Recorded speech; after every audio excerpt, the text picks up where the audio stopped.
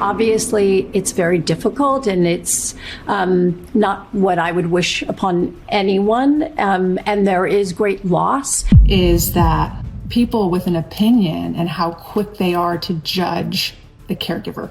And that is what caregivers are up against.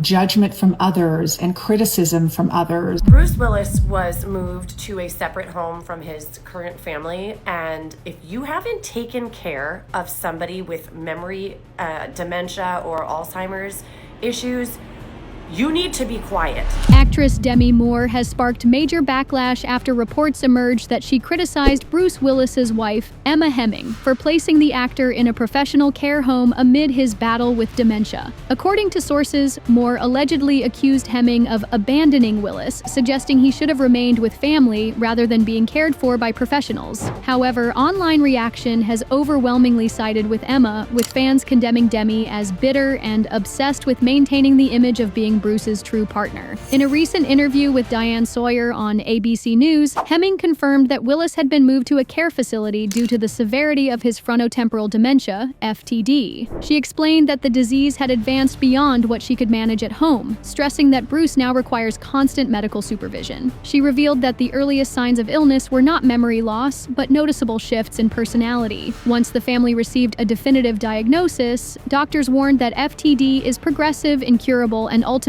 fatal. For someone who was very talkative and very engaged, he was just a little more quiet, and when the family would get together, he would kind of just melt a little bit. A little removed, very cold, not like Bruce, who is very warm and affectionate.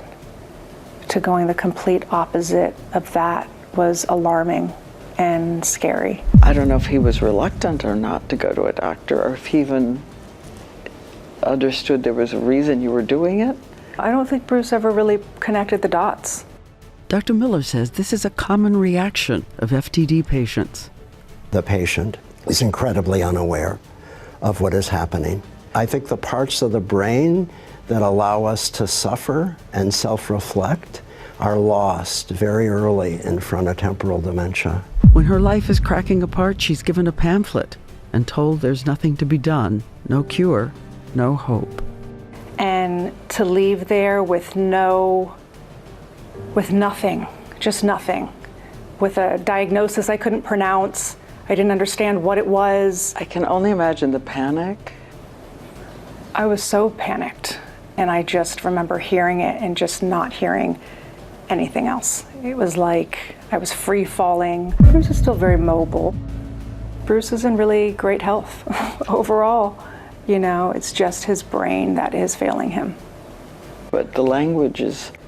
Yeah, the language is going. And we've learned to adapt, and we have a way of communicating with him, which is just a different way. Hemming admitted it was a painful decision, but emphasized that Willis's well-being was the priority. She also acknowledged her privilege in being able to afford such care, noting that many families struggle to access similar resources. Despite the criticism, Hemming said the facility has become a second home, filled with love, laughter, and constant family presence. Reports suggest Moore has been telling friends that Hemming took the easy way out. Allegedly, she has also attempted to influence her and Willis's adult daughters, Rumor, Scout, and Tallulah, to side with her. This intervention has not been well received. Fans accuse Moore of trying to reclaim relevance, branding her as controlling and out of line. Meanwhile, Hemming responded by highlighting the difficulty of caregiving, criticizing those who judge without first-hand experience. I wanted to give the Diane Sawyer special a couple days to sort of land and breathe, and I think that they did a beautiful job with amplifying FTD awareness, as well as shining a spotlight onto caregivers. What I knew is that by sharing some of our intimate information, that we would see these two camps, right? It would be people with an opinion versus people with an actual experience. And it's been a perfect example to see in the comment section that I knew would happen, is that people with an opinion and how quick they are to judge the caregiver. And that is what caregivers are up against. Judgment from others and criticism from others. When I went to bed that night after watching the Diane Sawyer special, I had to revisit this section in my book, which is titled Opinion versus Experience. Everyone will have an opinion, but you have to remind yourself that most don't have the experience to back it up. And if that's the case, they shouldn't offer their 2 cents about it, and you shouldn't pay them any mind. I learned this from my therapist, Kathleen Murphy. Nothing changes an opinion quite as powerfully as when you have an experience, she says. Even if someone is closely familiar with dementia or the condition you are caring for, they aren't in your home, so they don't know how your person is behaving or your family dynamics. I mean, the truth is that the opinions are so loud and they're so noisy. But if they don't have the experience of this, they don't get a say. And they definitely don't get a vote. Moore's comments reignited interest in her past controversies. Online critics resurfaced old scandals, including her turbulent marriage to Ashton Kutcher, alleged connections to Sean Diddy Combs, and resurfaced viral footage that painted her in an unflattering light. He's one of my most favorite people. Almost a month and a half. What's your I'm listening up.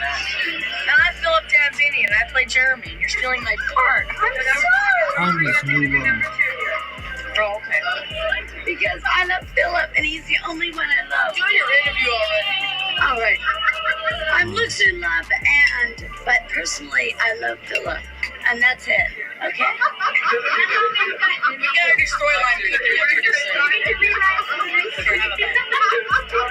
Tony, I am trying. This guy's Tony Leary, or Geary.